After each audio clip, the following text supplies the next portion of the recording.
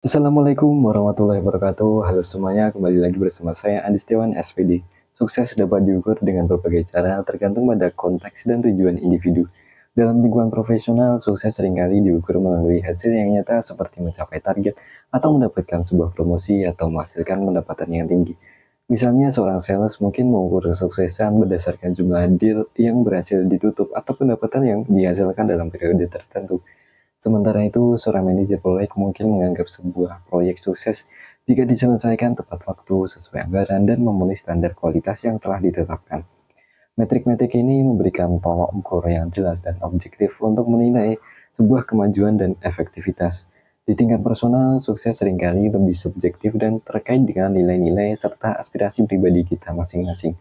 Sukses dapat diukur melalui pencapaian tujuan pribadi seperti menjaga keseimbangan antara pekerjaan dan kehidupan pribadi, membangun hubungan yang bermakna dengan seorang kekasih, atau mencapai tonggak pengembangan diri.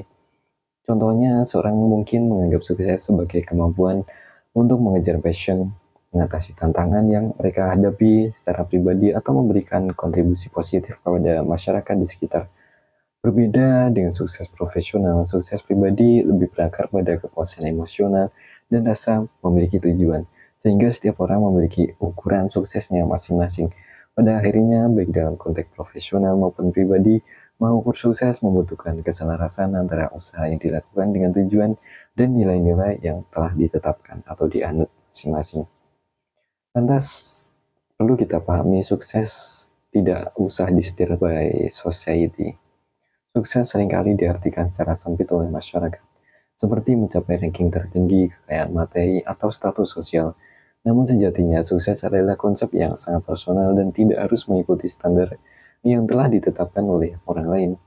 Ketika kita membebaskan diri dari ekspektasi berlebihan tentang apa itu sukses, kita bisa memberi ruang bagi diri sendiri untuk mendefinisikan makna sukses sesuai dengan nilai dan kebahagiaan kita sendiri. Misalnya, sukses bisa berarti merasa damai dengan diri sendiri, memiliki waktu berkualitas bersama istri, atau mampu mengejar passion tanpa tekanan. Dengan begitu, kita tidak terjebak dalam permainan yang tidak kita pilih, atau permainan yang tidak bisa kita menangkan.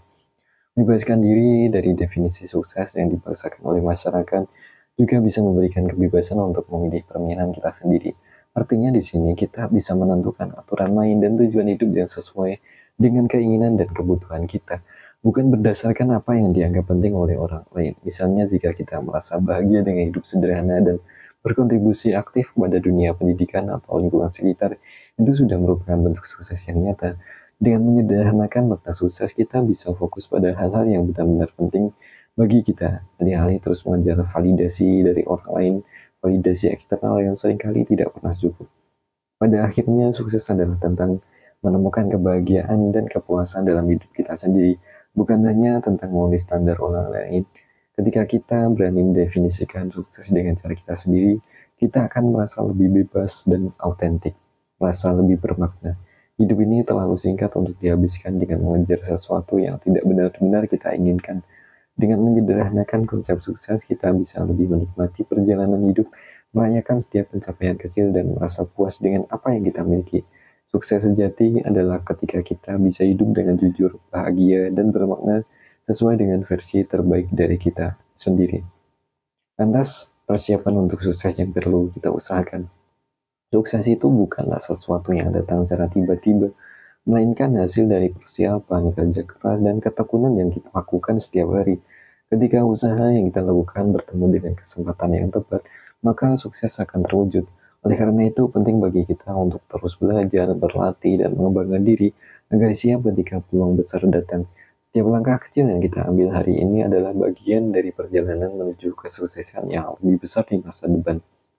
Tidak ada kesuksesan tanpa perjuangan. Orang-orang yang berhasil dalam hidup mereka adalah mereka yang berani mengambil tindakan, menghadapi tantangan, dan tidak mudah menyerah. Bila kita menyerah, maka sudah otomatis kita gagal.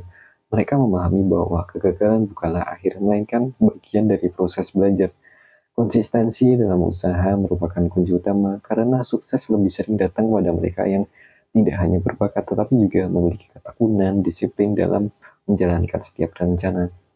Maka dari itu kita harus selalu berusaha dan memanfaatkan setiap kesempatan dengan sebaik mungkin. Jangan takut untuk melangkah karena setiap usaha yang kita lakukan sekecil apapun memiliki peranan besar dalam membentuk masa depan kita. Teruslah maju, perbaikan diri kita masing-masing setiap harinya, yakinlah bahwa kesuksesan akan menjadi milik kita selama kita terus berusaha dan tidak berhenti percaya pada proses yang terus-menerus berjalan kita usahakan setiap harinya. Lantas untuk sukses keuangan kita perlu mencapai beberapa hal. Kita perlu memahami bahwa kekayaan tidak hanya berasal dari satu sumber, melainkan dari beberapa sumber. Dua sisi utama, ada bisnis dan investasi. Kedua aspek ini saling melengkapi. Bisnis memberikan penghasilan aktif melalui usaha yang kita bangun, sementara investasi mengubah penghasilan tersebut menjadi aset yang terus bertumbuh setiap harinya secara pasif. Dengan mengupayakan kedua sisi ini secara konsisten, kita dapat menciptakan fondasi keuangan yang kokoh dan berkelanjutan.